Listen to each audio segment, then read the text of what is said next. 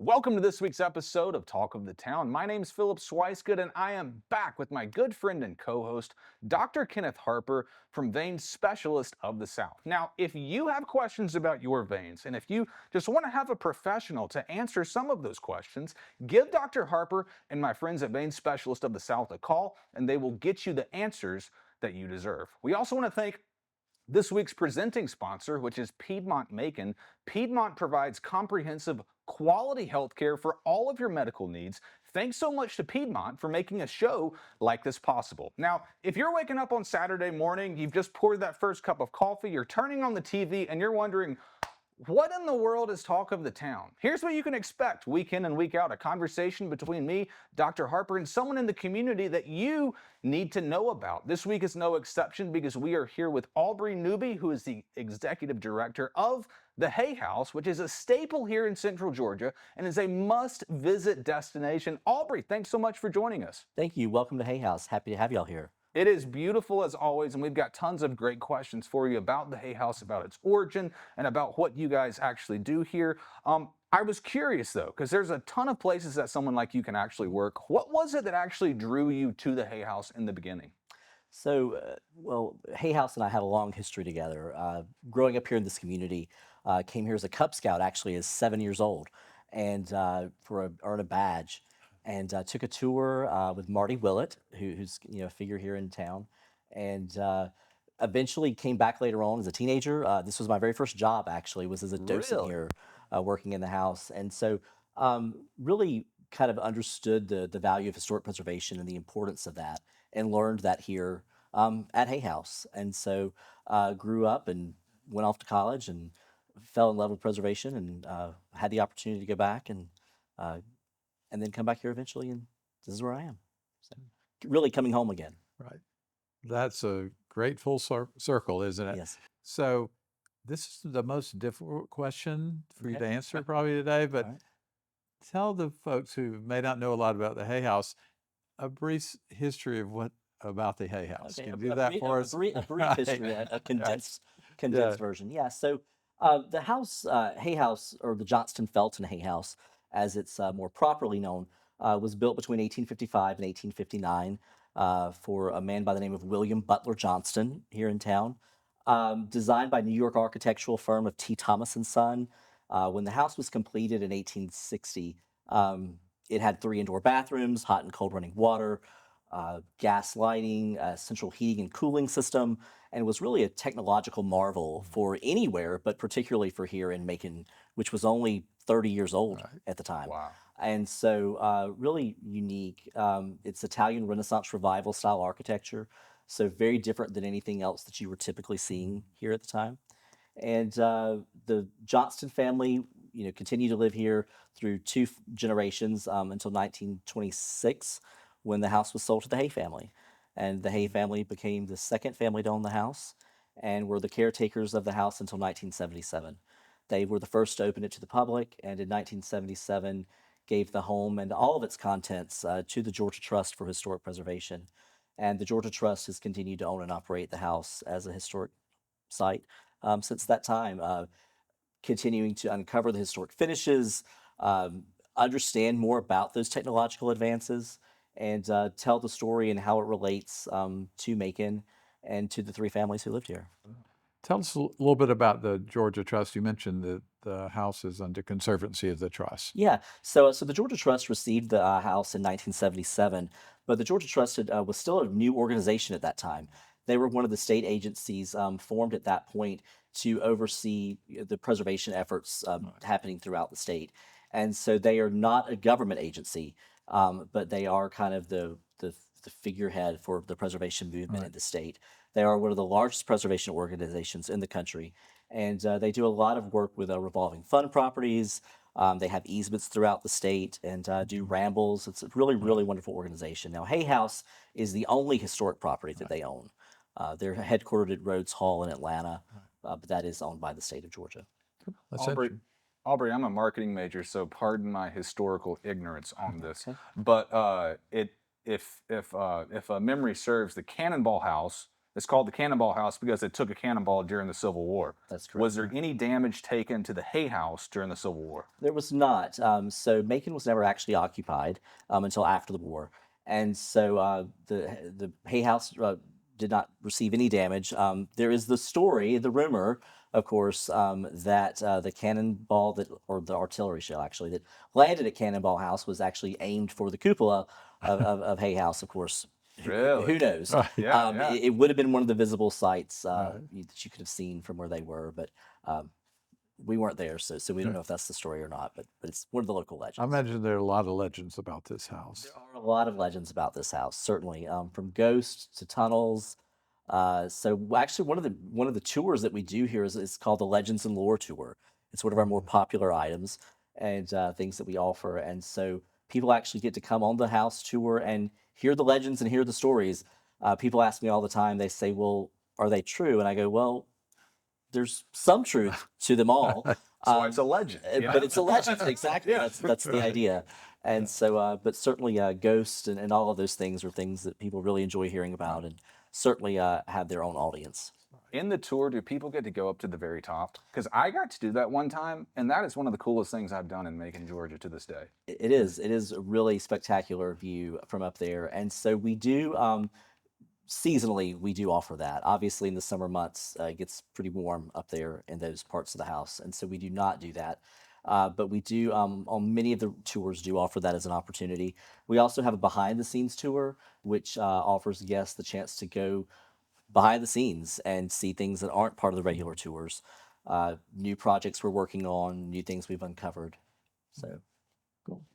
Now it's Christmas time. it This is going to air in December, and this house is magical at Christmas. So tell us a little bit about how the decorate. I mean, some of it's we can see it already. So tell us about what's happening in Christmas. Yeah, so Hay House is certainly it's magical all the Uh, time, but at Christmas it really comes alive.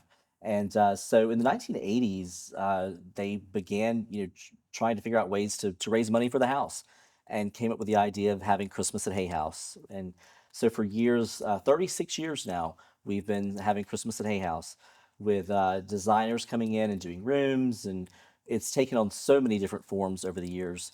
Now the effort is being led by Catherine Walden, who has carried that mantle for quite a number of years now, and a team of volunteers come in and help decorate the rooms. And there are traditions in the decorations. You always have trees throughout the house.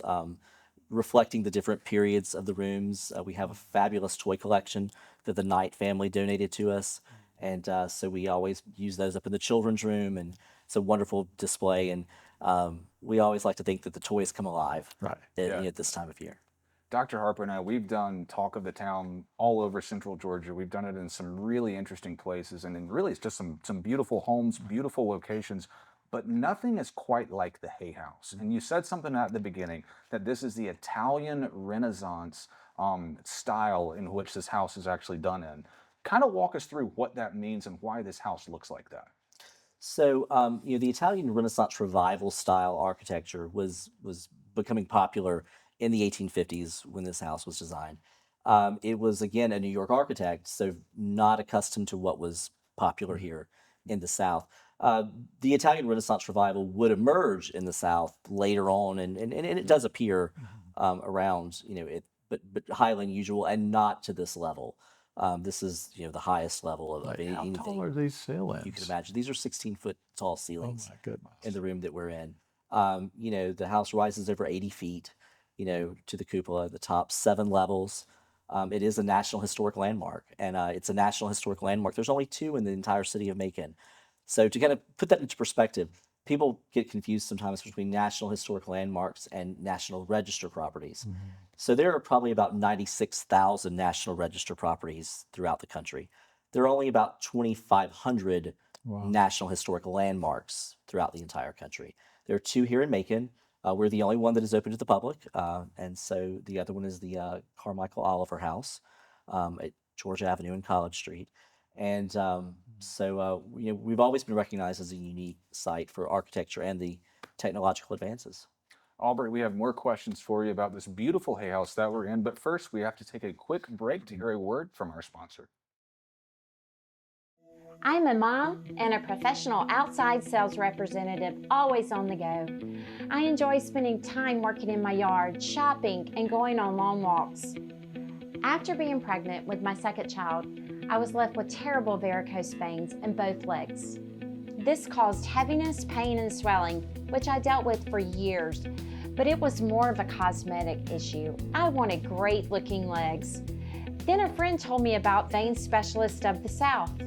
This office wasn't what I expected. They listened to my concerns, and the staff were extremely caring and informative about the procedure and what to expect. Plus, the procedure had minimal downtime. Since having the procedure, my legs feel amazing, and I have my youthful legs back. I would have addressed it years ago if I'd have known how easy it was. If you want 5-star vein care, I encourage you to call Vein Specialist of the South today. At Raphael Tire Master, we're more than a tire dealer. We're your complete auto service center. So it doesn't matter if it's a brake job, alignment, or radiator service, we stand behind our work. Plus, we offer a multi-point vehicle inspection that's absolutely free. We know it's not just about getting from one location to the next. It's about driving with confidence. And at Raphael Tire Master, we're here to help. Visit one of our 6 Raphael Tire Master locations and log on to raphaeltire.com for more money-saving coupons. Piedmont Macon is proud to be your partner in healthcare, in business and in the community. From our 2 convenient hospitals and ERs, our cardiac program, women's services, and urgent care centers, we provide Middle Georgians with comprehensive care close to home. Our goal is to empower you through great care that's simplified, unified, and easier than ever to access. Our mission is to make a positive difference in every life we touch. We want to be part of your family and your life and to make our community a better place to live. We're back with another Medical Minute where I ask Dr. Harper your vein-related questions. Dr. Harper, why do my legs hurt after standing all day? That's a great question. Actually, heavy, achy legs at the end of a long day is one of the primary signs or symptoms of underlying vein disease. And it's related to pooling of blood in your leg. That blood's low in oxygen. It's already been through the metabolic process, so it just causes heavy achiness. And the good news is that it's kind of easy to figure out if it's coming from vein problems. It's a simple office visit. We'll get your history, do an ultrasound, and you'll walk out knowing whether or not you have vein disease. So if anybody's watching today and they have this symptom, heavy aching legs at the end of the long day, give us a call. We'd love to see you and help you figure out how your legs can look and feel better. Welcome back to Talk of the Town. We are here with Aubrey Newby, who is the executive director at the Hay House. Aubrey, it's Christmas time in Central Georgia. The Hay House looks more Christmassy than ever before. Talk to us, though, about the events that the public can come enjoy at the Hay House this Christmas season. Yeah, certainly. So we always love having people here at the house, and Christmas is a great time to do that. So lots of opportunities. Santa will have already come and gone at the house by the time this airs, but that's a great opportunity that's become a family tradition for so many people here in the Central Georgia community. But we have holiday lunches on December the 6th and the 13th, which are wonderful opportunities to come have lunch, a catered lunch here in the Hay House Music Room, catered by the Moonhanger Group here from out of downtown Macon.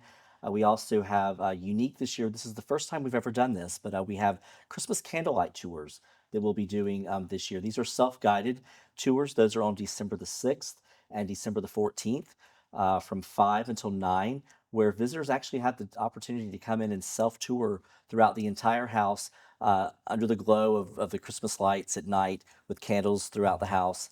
So a really unique experience. And the house is always beautiful, but magical at Christmas and in those evenings. So is this something to where people need to buy tickets ahead of time? How can people find information out about these Yeah, Christmas so, events? so the website's always the best site for that. That's hayhousemacon.org. And they are all ticketed events. In addition to those special events, the house is also open for regular tours Wednesday through Sunday from 10 until 4, with the last tour beginning at 3. And so all of that information is on our website. They can purchase tickets for any of those events that are still available there as well. They are very popular, and so the events are selling out very quickly this year, which is an exciting thing for us to have happening. So you mentioned earlier you're about 6 months in now. Tell us a little bit about some of the other things that have happened as in your 6 months here so far, and what other things come up in other times of the year that people might want to be knowledgeable about or want to attend. Yeah, certainly. So Hay House is always offering opportunities. In the 6 months that I've been here, we've had, I mentioned earlier, the art exhibit that we did with the students. That was a really, really fun chance to bring 100 students who many had never been here to the house before, and bring them here and let them see the house, all 7 levels, and explore on their own and create art inspired by the house. So that was a wonderful opportunity. And they all really enjoyed that. And we're actually working to take that art out on the road a little bit and to the community and show it throughout the Middle Georgia area. But it was all art from local high school students inspired by the Hay House. And so really, really fun project. But we also have other events that happen throughout the year. I know, Dr. Harper, must be familiar with the garden tour, Yes. which is an annual event that we have. So this coming spring, the first weekend of May, we'll be in the Idle Hour neighborhood, where we'll be touring gardens over there. We always have a luncheon or a brunch with a wonderful guest speaker, and so works are already happening to put all of that together. We also have Toast and Taste, which we just completed, which is a wonderful fall event, and where we have local restaurants come in. So there's always something exciting going on here Right. at Hay House. So I can't imagine the budget necessary to make this happen. How does that happen? What? Well, so we're very fortunate to have a lot of people who really care about Hay House, and so we certainly have our patron base, which make the annual budget happen and the daily life here at the house happen, which is completely different than the restoration budget and those kind of things. So, the visitation, Hay House is one of the few house museums in the country that is actually self-sustainable. So we do actually cover all of our own expenses. Between our patrons and our visitation, Right. we take care of that. So how do you become a patron? Some of these viewers probably want to be patrons after seeing Certainly. this show. I hope there are more. Yeah, absolutely. Certainly, again, with the website, or reach out to us. We're always looking for sponsors for events. Wonderful way to reach out to the community. We're always looking for patrons. We also have Heyday, which is a wonderful event too, where people can come and tour the house for free. And so check out hayhousemacon.org. And it has all the listing of events, ways you can get involved, ways you can join the Georgia Trust, become involved in Hay House, and I would love to, see you a part of it. I believe that in order for Hay House to matter to the community, we have to be a part of the community. But just think about how much this house means to the community. If this is one of the few historic sites that is actually self-sustaining, I mean, that's just an incredible statement about what the Hay House means to Central Georgia just in general. And I was thinking about this also. My wife and I, a couple of years ago, actually came to a wedding here, and it was beautiful. It was absolutely stunning. We walked through those doors right there, down the hall, and the wedding was in the next room. Is that something that you guys still offer? We do, we do. We still do weddings and receptions here, private parties, holiday parties, Christmas parties. We have a number of companies that have been having their holiday parties here for years, which is something we still do. We of course have weddings. It's seasonally. Hay House is not climate controlled, so you don't want to get married here in June or July, but it's perfect from about October to April for Okay. weddings, and we do a lot of them in that time of year. It's a beautiful setting for it. Weddings have been happening here since the 1870s. Wow. Right. Do you have your wish list? I mean, you took this, you love of Macon and you're committed to preservation of Macon. Do you have your big wish list about the Hay House? Of course, I mean, there's always a wish list for anyone who's very driven, I think, and certainly, for Hay House, again, I think it's important. What I really want people to see in the community is to recognize the importance of the house. So oftentimes, I think we just pass by the house and it's just Hay House and it's there and it's just Hay House, and we don't recognize that it is again a National Historic Landmark and bigger than just a historic site in Macon. I also want to be sure that that we're telling everyone's story here at the house. The interpretation approach to the house is one that encompasses a 100-year span of history from 1859 to 1962, and so at any given point in the history of the house, there are more people working in the house than there are actually living in the house, and so working on several initiatives to better tell those stories and interpret that history of the house. We have a new exhibit. Well, it's not new anymore. It's been up a couple of months on Chester Davis, who was the chauffeur and butler for the Hay family and the very first tour guide here at the house. And so people remembered him fondly, and we have his jacket downstairs on display and audio clips of his tour that he gave. And so people have been real excited to see that. And again, that's something that local people, again, connect to. And that's when I think Hay House and places like this continue to be relevant, is when they connect to the local community. Aubrey, the Hay House is 18,000 square feet.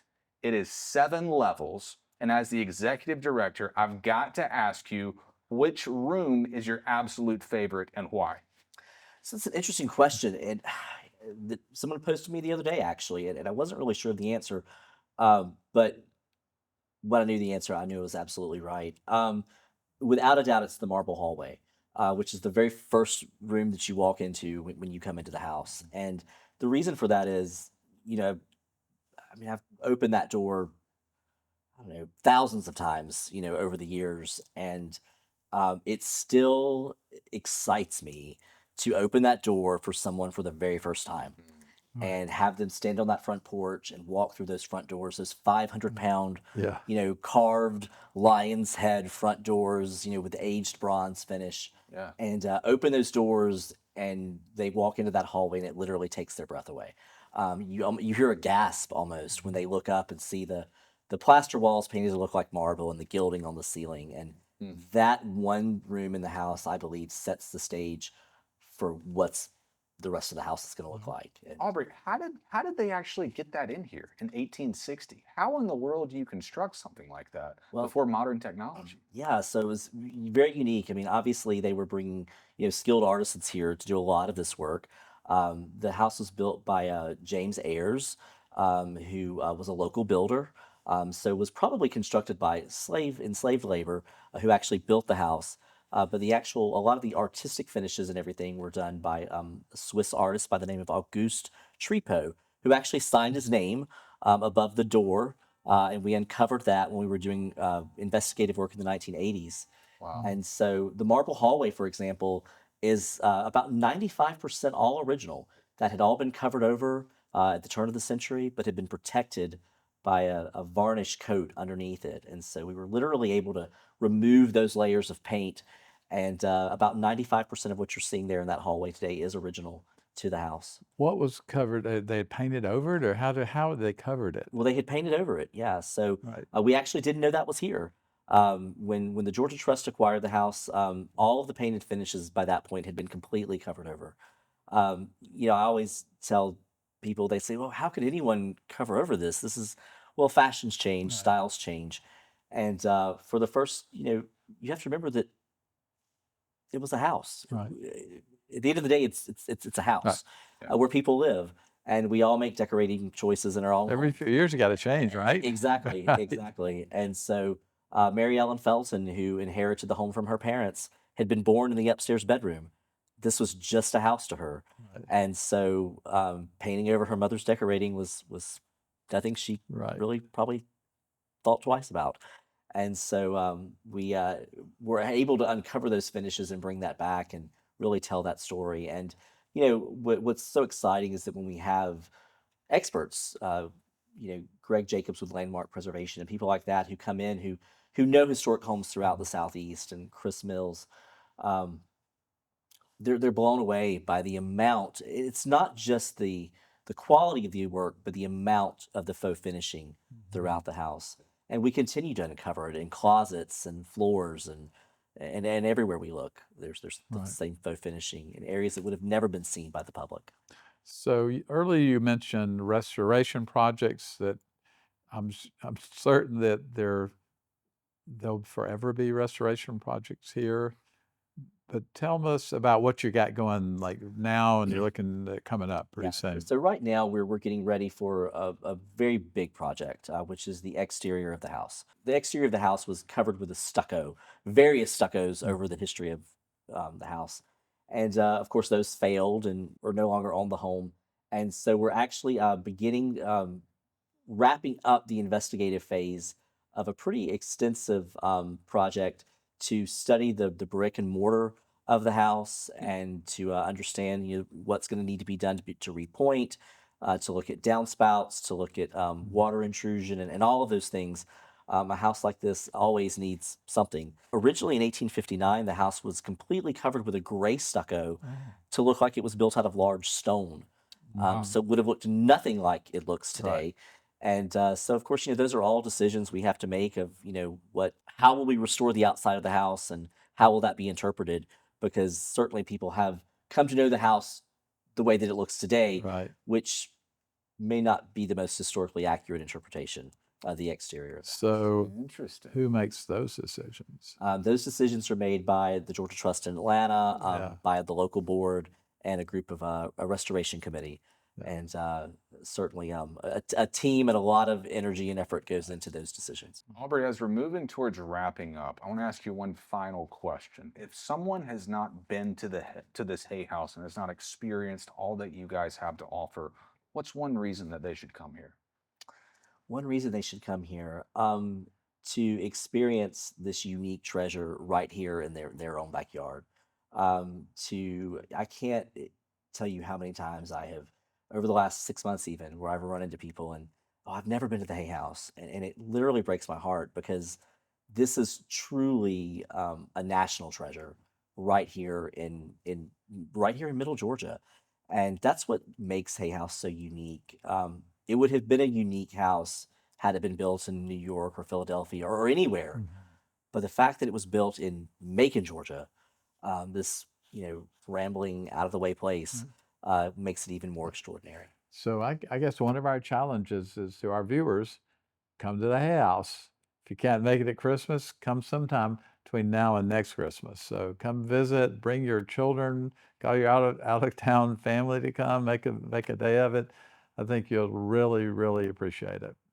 Aubrey, the Hay House is truly one of the places in Macon that gives our city character and that makes us unique. And so we're very grateful to someone like you who has dedicated this portion of your career to ensuring that this place stays just like that. So we just want to say thank you. Yeah. Thank you. Thank you, and I appreciate y'all coming and helping share it with the community. Right. And thank you guys for watching as well. And stay tuned for where me and Dr. Harper will show up next because you never know where it might be.